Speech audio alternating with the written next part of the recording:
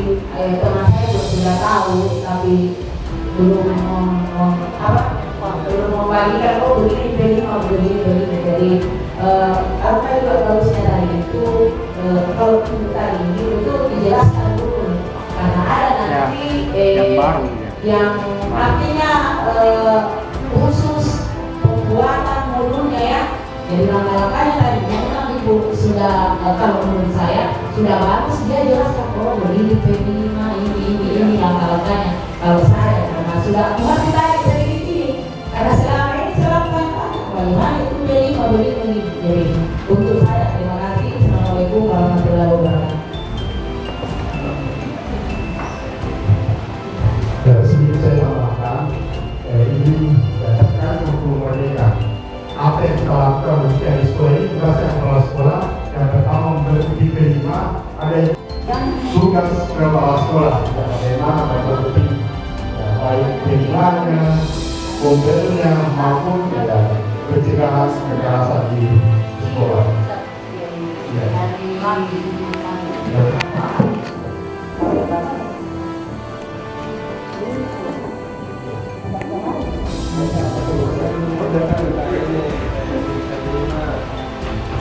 Terima kasih. Bagaimana? Jadi yang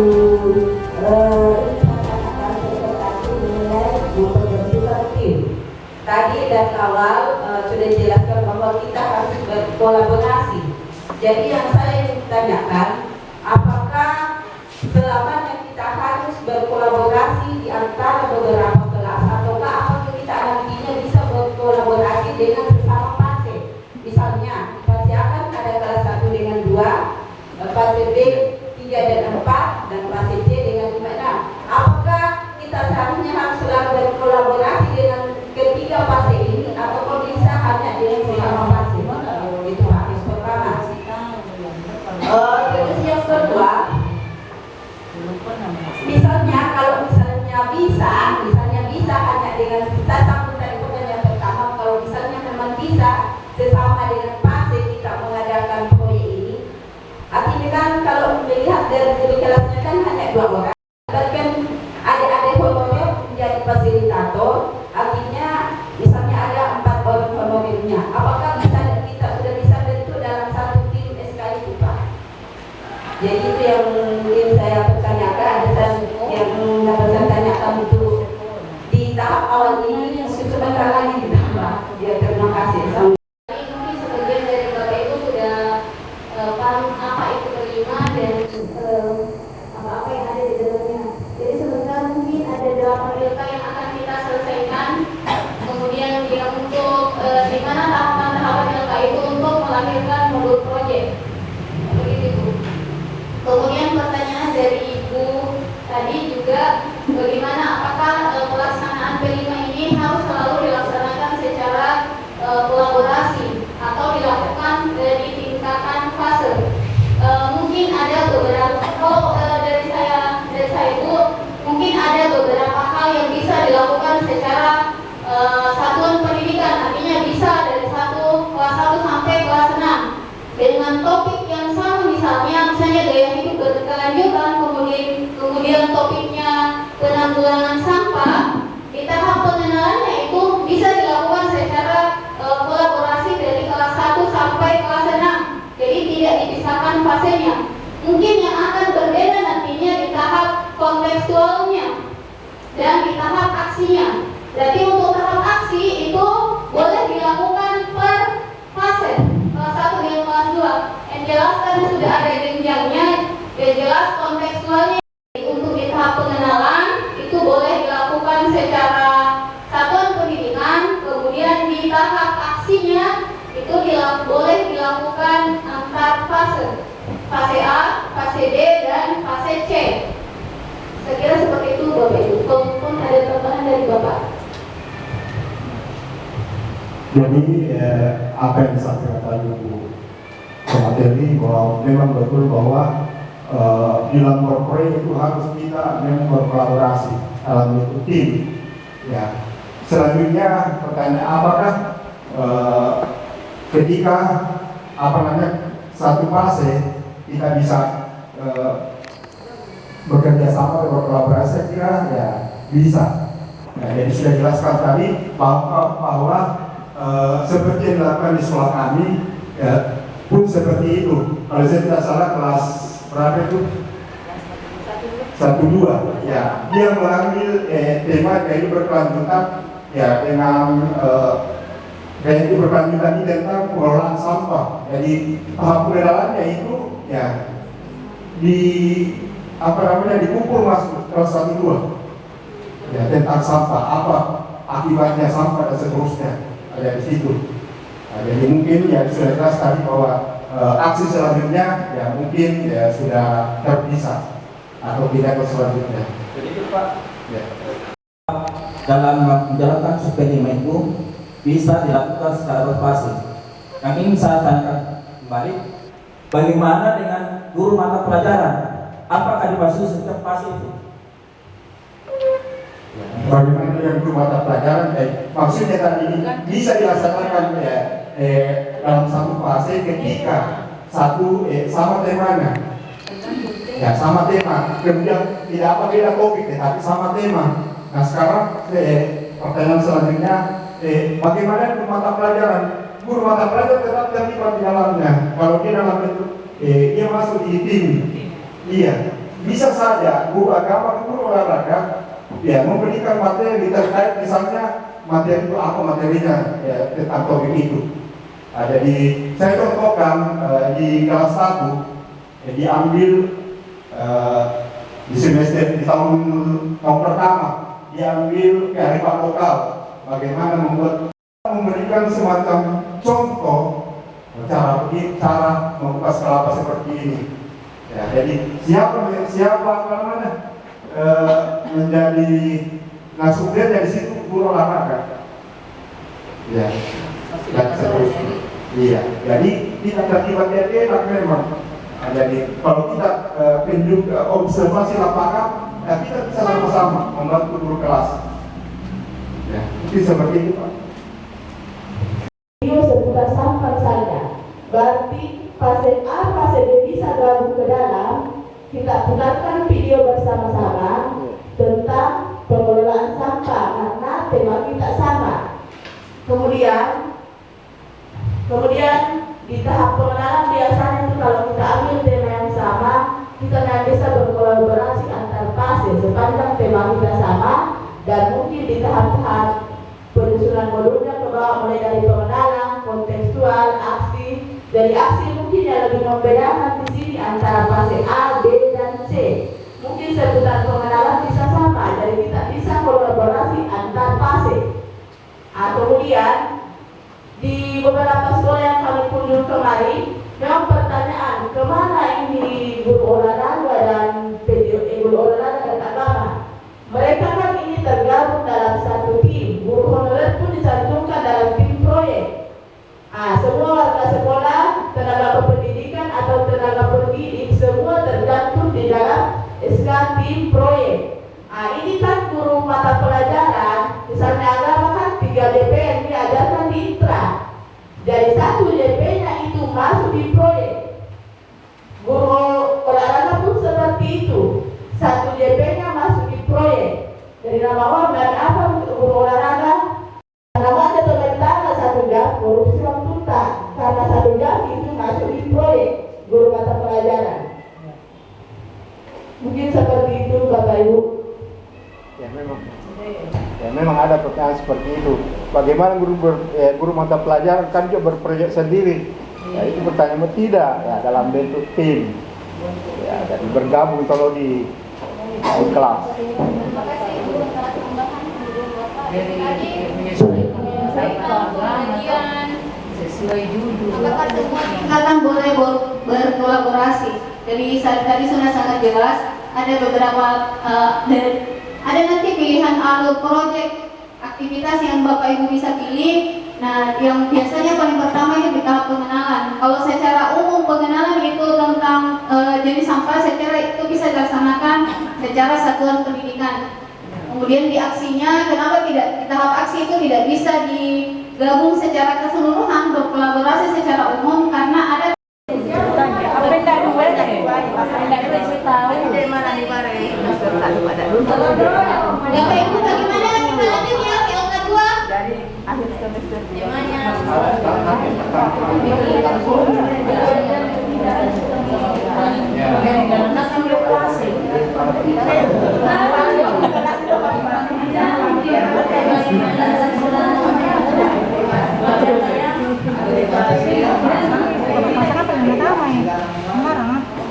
Bagaimana Bapak Ibu? Ini selesai ya?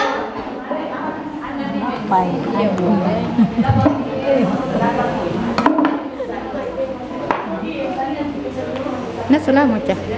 Oh, nasulah. Boleh, mari asam keluar. Hah? Kearifan lokal. Dio.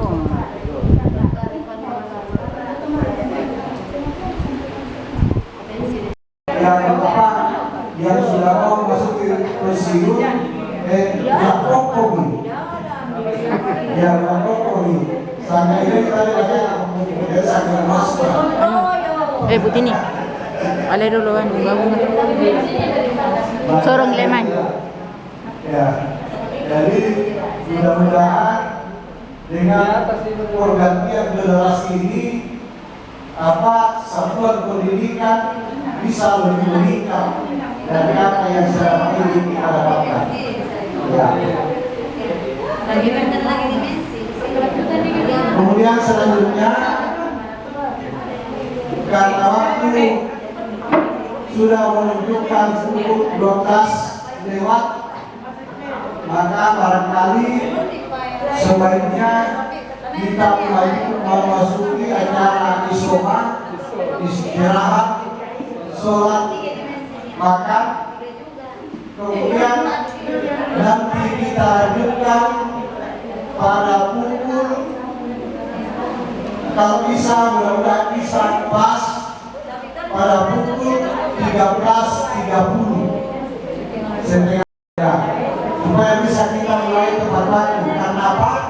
Karena masih ada beberapa materi yang akan disampaikan oleh fasilitator. Di antaranya apa? Di antaranya pembuatan modul ajar, kemudian asesmen, dan yang berikut penyusunan KKTB.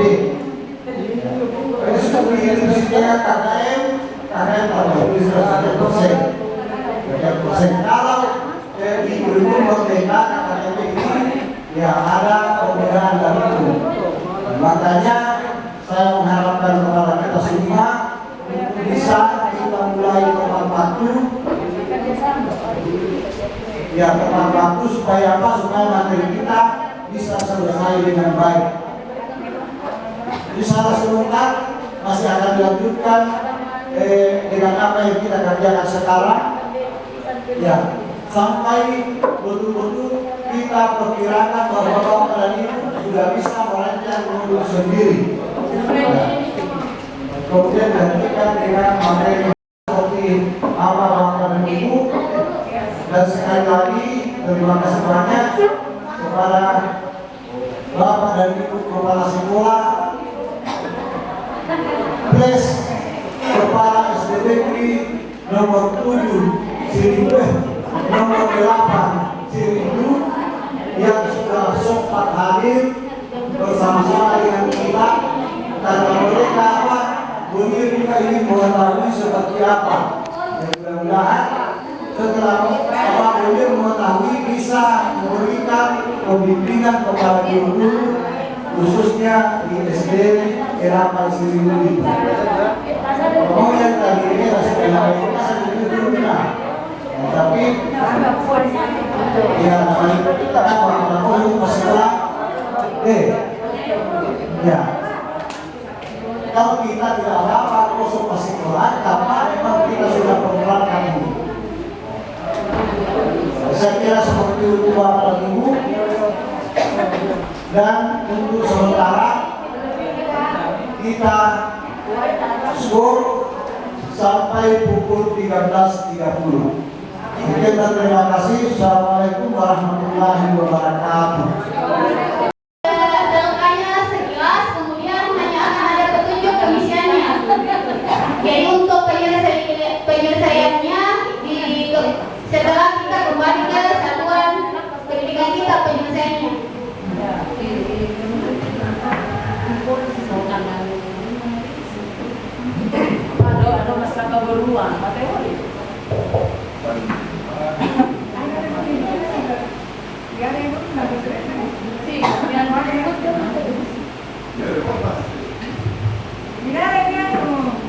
Kalau Bapak Ibu sudah dapat LK 5, di situ sudah ada analisis kondisi dan kebutuhan peserta didik.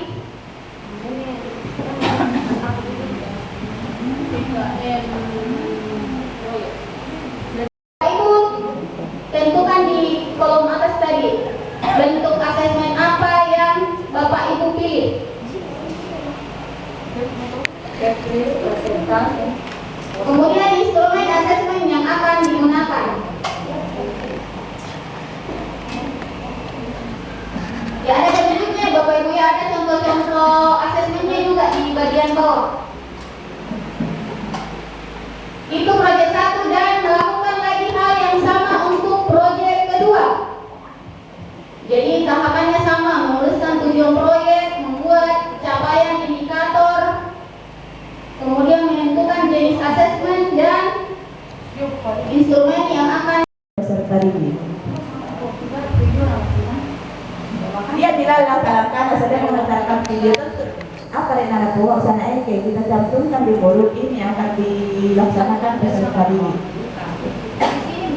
Di sini akan termuat di situ apa saja yang Bapak Ibu lakukan di tahap pengenalan. Misalnya siswa mengamati video tentang jenis-jenis sampah.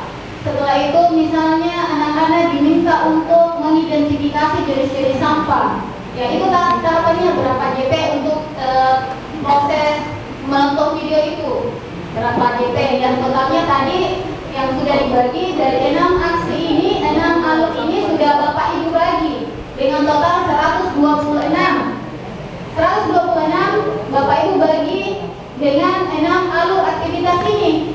Tetapi pasti ada bagian-bagian dari alur ini yang membutuhkan waktu yang lebih lama. Seperti tadi sampaikan akan makan banyak waktu itu di tahap aksi. Selesai ya Bapak Ibu yang untuk modul project. Jadi LK8 itu adalah format modul project. Adapun Bapak Ibu yang mau buat dalam bentuk di Canva atau di bentuk yang lainnya boleh.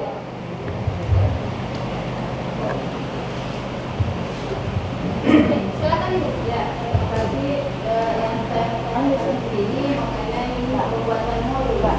Kalau misalnya kita lakukan berfase atau peningkatan, apakah nanti setiap fase kita membuat modul sendiri atau hanya satu modul? Karena nanti yang kita bedakan nanti kalau di berfase adalah tingkat dari segi kontekstualnya. Otomatis kan berbeda di fase A atau di fase C. Misalnya kalau saya ada di fase B, jadi otomatis kontekstual yang akan kita terapkan di anak di fase A ini otomatis berbeda. Jadi pertanyaannya, apakah setiap tingkatan itu akan membuat modul tersendiri atau hanya satu modul? Terima kasih. Oke, baik Ibu. Ya, apakah dibuat berbeda modul proyek untuk fase A beda dengan modul proyek untuk fase B? Bagaimana Bapak Ibu? Beda ya? Beda ya? Ya beda.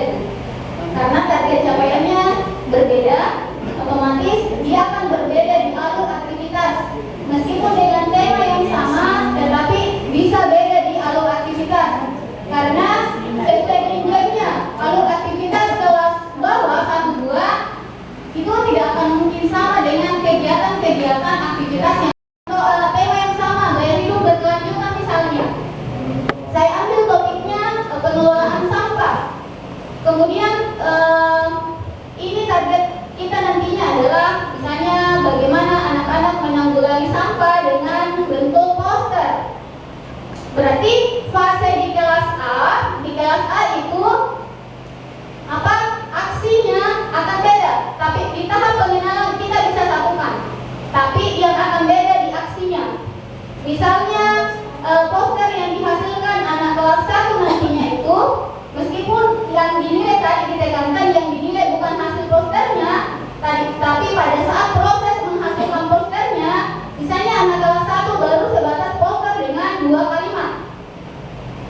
Sedangkan untuk kelas B itu poster dengan 1 kalimat. Itu sudah berarti beda di alur aktivitasnya. Berarti kelas apa sudah bertingkat lagi membuat poster dengan kalimat lengkap, kemudian lengkap dengan aksi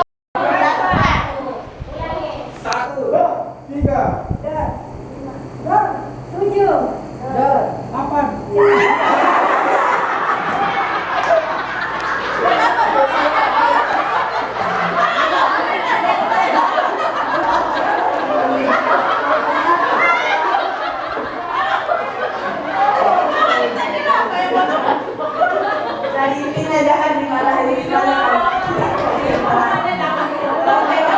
Bisa dijadikan prioritas pendidikan.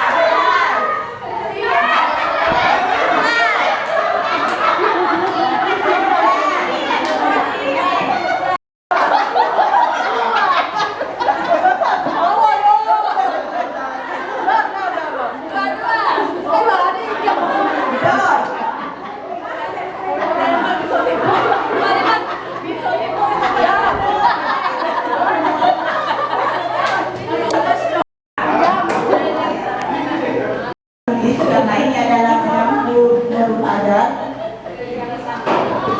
Saya rasa Bapak Ibu guru ini sudah memiliki beberapa referensi untuk modul ajar ya. Kemudian, jadi ini adalah yang kita mau sajikan adalah cara mudah menyusun modul ajar kurikulum merdeka dengan pelayanan peserta didik yang berdiferensiasi. Hal yang harus dipersiapkan sebelum menyusun modul, yang pertama melakukan asesmen diagnostik terhadap kondisi dan kebutuhan peserta didik. Di sini asesmen ada dua, asesmen diagnostiknya ada dua, ada kognitif dan ada non kognitif. Bisa dipahami? Kalau di sumatif itu ada dua. Sumatif lingkup materi, itulah ulangan harian per bab. Kemudian sumatif akhir semester, itulah yang masuk di penilaian rapor berupa angka. Tapi deskripsi adalah dari nilai formatif. Bisa dipahami Bapak Ibu ya? Ya, mau dilapor nih, yang berulang harian dan pasti tambah nilai sumatif akhir semesternya. Bisa? Makanya kalau bisa itu panduan asesmen di print. Jelas di sana Bapak Ibu. Komponen modul ajar ada 3: informasi umum, kompetensi inti, dan lampiran.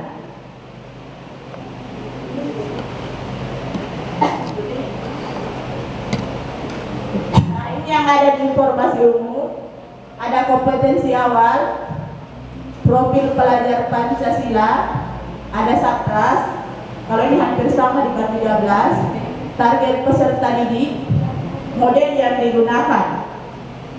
Di kegiatan inti, sama tujuan pembelajaran, hanya membedakan dengan 13, di sana ada pemahaman bermakna. Ada pertanyaan pemantik yang kita munculkan. Pertanyaan pemantik itu adalah pertanyaan seputar materi yang akan kita pelajarkan. Jadi pada nama perkalian, pembagian mulai pertanyaan pemantik. Yang mengantar materi, pertanyaan yang bisa memancing siswa untuk masuk di materi tersebut. Kemudian di kegiatan pembelajaran, asesmen, pengayaan dan remedial kalau dicantumkan, refleksi peserta didik dan guru. Sedangkan di lampiran ada LKPD peserta didik, bahan bacaan guru dan peserta didik, glosarium kata-kata yang baru kita temukan, dan ada daftar pustaka. Kita ambil dari mana sumbernya itu, buku apa yang kita mau alat internet, kita sertakan di sana HTTP-nya.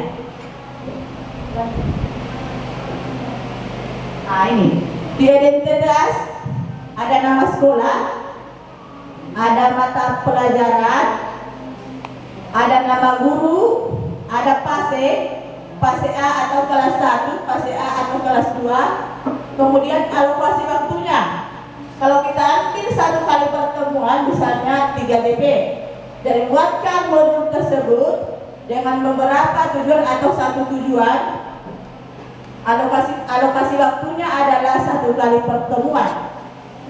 Kemudian tahun pelajaran, saya rasa ini hal yang biasa sama di K13. Kompetensi awal, isikan materi prasyarat atau kompetensi yang dimiliki siswa terkait dengan lingkup materi. Ini tadi, kalau kita ambil misalnya penjumlahan, materi prasyaratnya adalah si anak harus bisa mengenal bilangan. Bisa? Materi yang menjadi dasar. Bisa dipaham sampai di sini? Ada juga modul yang akan ditampilkan sebentar. Nah, ini isikan dimensi profil pelajar Pancasila. Sama, kita tetap berpedoman di BSKP tadi. Dimensi apa, sub-elemennya apa yang akan ditingkatkan di situ, dan elemen. Bisa ya? Misalnya kalau dimensinya bernalar kritis, sub-elemennya apa, elemennya apa, dan sub-elemennya apa, tetap berpatokan di BSKP. Bisa dipaham? Lanjut. Sapras atau sarana dan prasarana.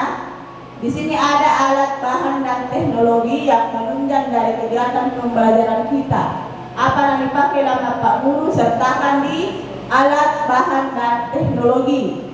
Materi dan sumber bahan aja dicantumkan. Bisa paham Bu?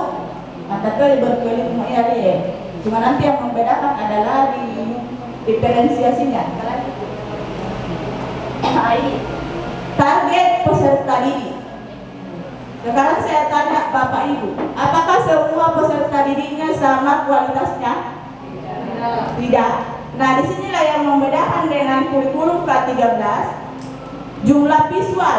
Jumlah visual itu dia melihat gaya belajar anak. Berapa orang anak muridnya yang lebih suka atau lebih mudah memahami jika kita sajikan gambar atau video. Dipetakan ini Bapak Ibu. Sampai anak yang gaya belajarnya visual di kelas tak. Kemudian auditorium. Sampai peserta didik yang dia lebih mudah memahami ketika kita menjelaskan atau bercerita. Ada anak yang seperti itu kan Bapak Ibu? Yang lebih suka diputarkan video yang gambarnya, yang lebih suka menjelaskan apa yang mudah dipahami. Ada kan? Kemudian kalau kinestetik ini yang bergerak, dia lebih suka kalau praktek secara langsung, mudah dipahami dia praktek secara langsung. Bisa? Jadi sebelumnya kita harus asesmen non kognitifnya anak untuk melihat jumlah yang visual berapa, jumlah yang auditori berapa, dan yang kinestetik berapa. Bagaimana Bapak Ibu, capek? Ini dilakukan satu kali saja Bapak Ibu ketika anak tersebut di kelas tersebut. Kemudian berapa jumlah yang berusia?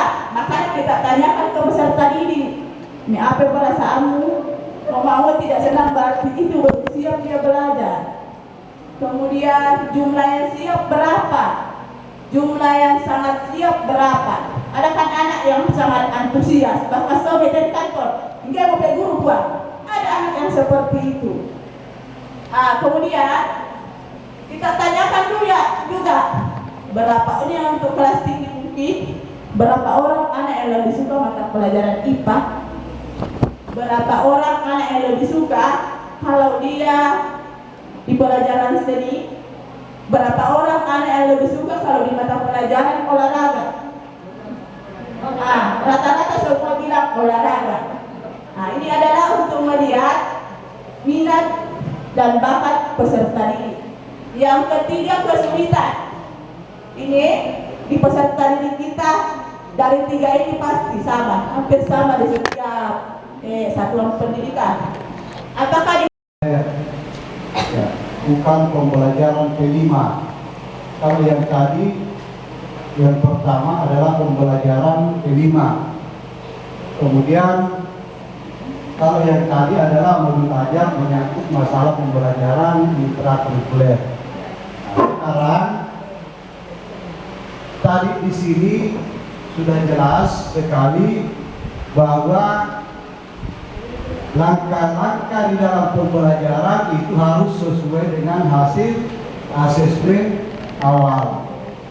Jadi kita dahulukan dulu asesmen awal, baru kita membuat modul ajar. Jadi tidak ada lagi Bapak dan Ibu misalnya ini yang saya dukung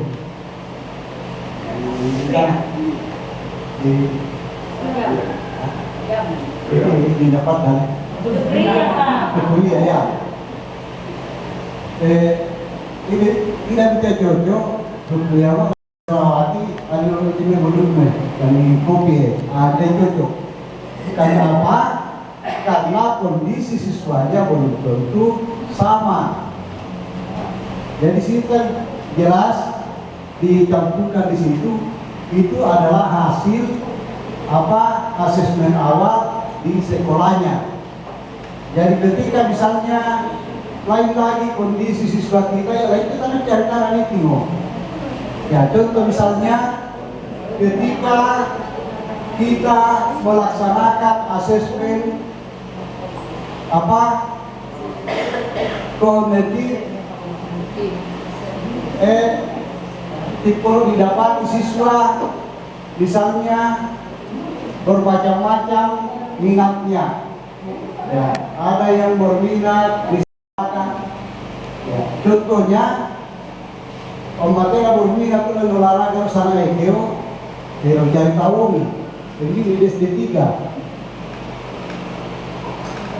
Icaco bisa Icaco iya Icaco masih sana eke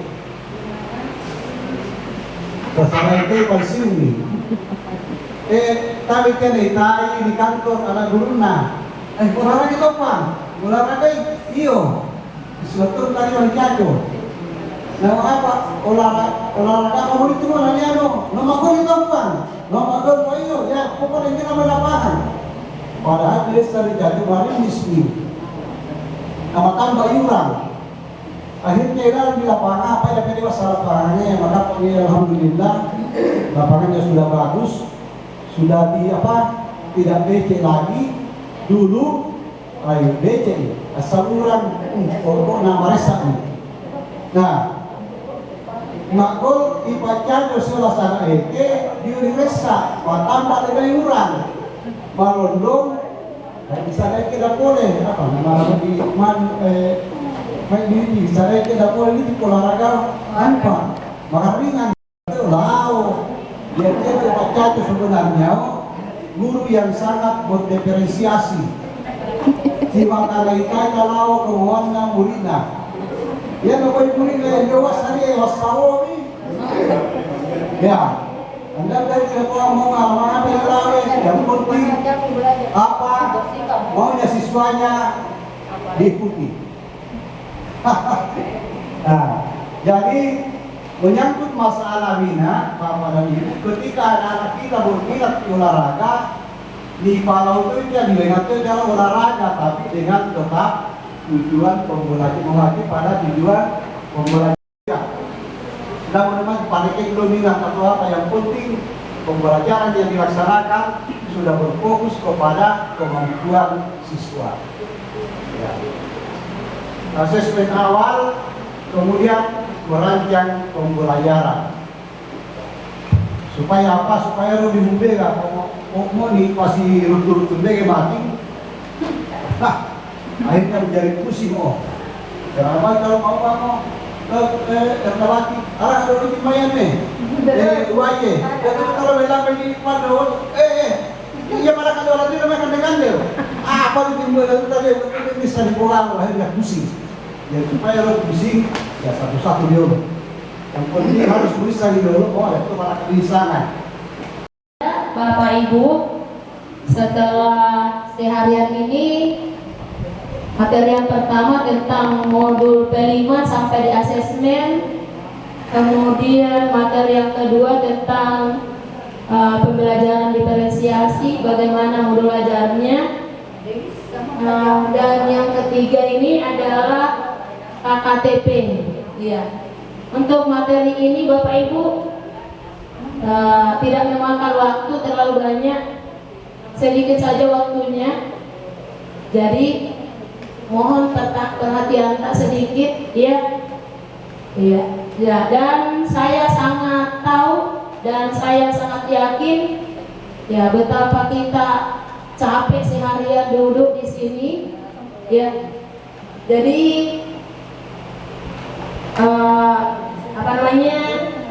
dimohon Bapak Ibu untuk menyimak sedikit tentang apa itu KKTP. Mohon izin Bapak Ibu, saya berdiri.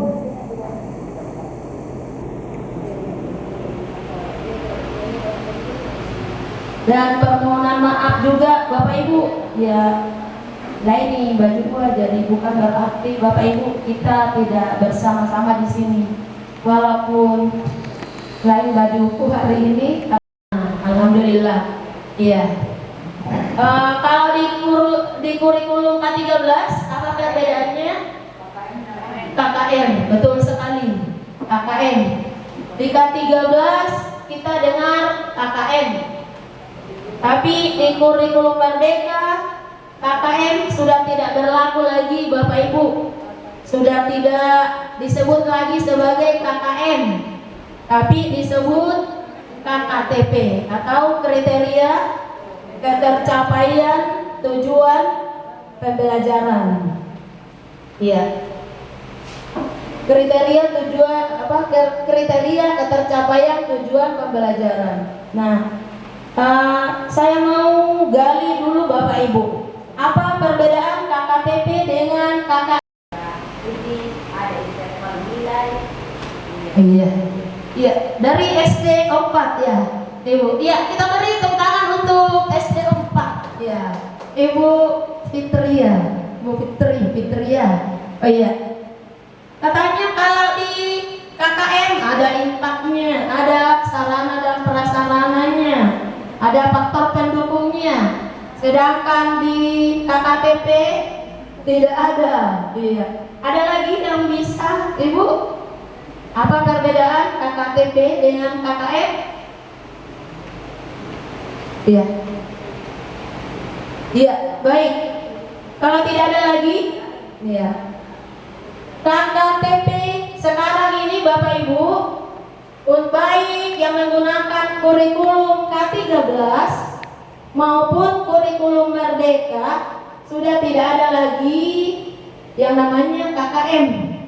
Jadi jangan sampai Bapak Ibu menganggap bahwa saya masih kurikulum K13, berarti yang saya pakai adalah KKM. Kelas 3 dan kelas 6,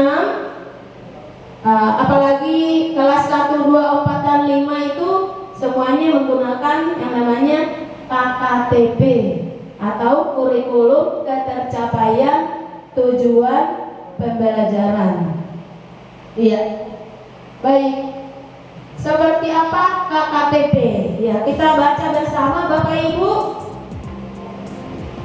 bahwa KKTP itu adalah serangkaian kriteria atau indikator, ya, yang menunjukkan sejauh mana peserta didik telah mencapai kompetensi pada tujuan pembelajaran. Ya, jadi di KKTP itu ada indikator. Kriteria tercapaian tujuan pembelajaran bisa digunakan pendidik untuk merefleksikan proses pembelajaran. Jadi dengan adanya KKTP yang Bapak Ibu buat itu, jadi bisa kita gunakan untuk merefleksikan proses pembelajaran. Pembelajaranku begini. Setelah saya melakukan proses pembelajaran, yang didapat siswa begini, berarti belum tercapai, belum kriteria yang saya buat tidak tercapai. Apa yang harus lakukan? Ya, bisa berefleksi kembali. Ya, panas. Gak usah. Ya Bapak Ibu, ini pertanggungjawaban kami sebagai sekolah penggerak bahwa Ya. melakukan pembahasan.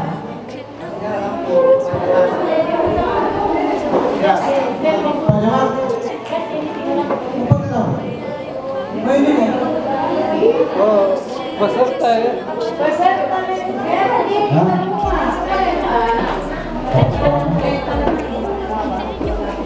Ya.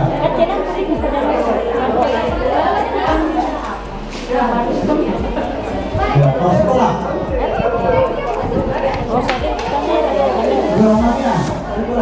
Sekolah ya, kalau sekolah. Kalau sekolah juga. Ini gelombangnya malai. Sana. Ini sakit. Sana malai kalau dia pulang. Foto ini.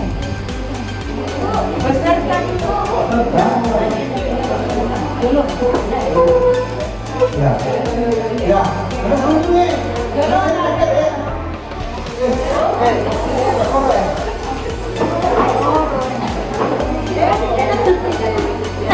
Ya. Biasa Pak Pakai mau lari-lari sama ini.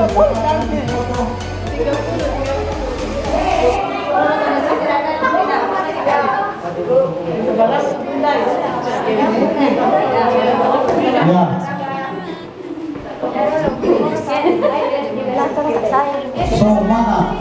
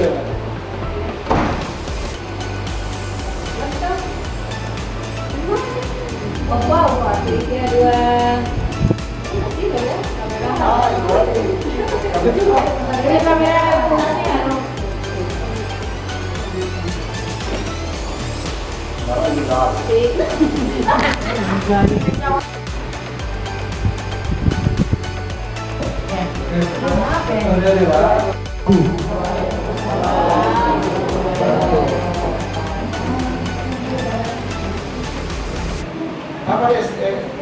SD3 kenapa nomor 1 nih? Berapa yang hadir belum ada? Hadir semua ya? Malinda. Tunggu ya, tunggu. Pak Harli. Kamerodo. Linda. Papua. Bagai Timur. Berapa orang yang diwakili Bapak Ibu sekalian? Yang diwakili angkat tangan, berapa orang diwakili kepala sekolah? Oke, makasih. Jadi kembali kami sampaikan Pak ya, sebentar ini pada saat kita pulang akan ada dibagi sabun, bagi ini sampo. Jadi agak besar ini Pak. Saudara bisa dibawa. Ya, garis besar ini sebagai sarana edukasi pada saat kegiatan di sekolah.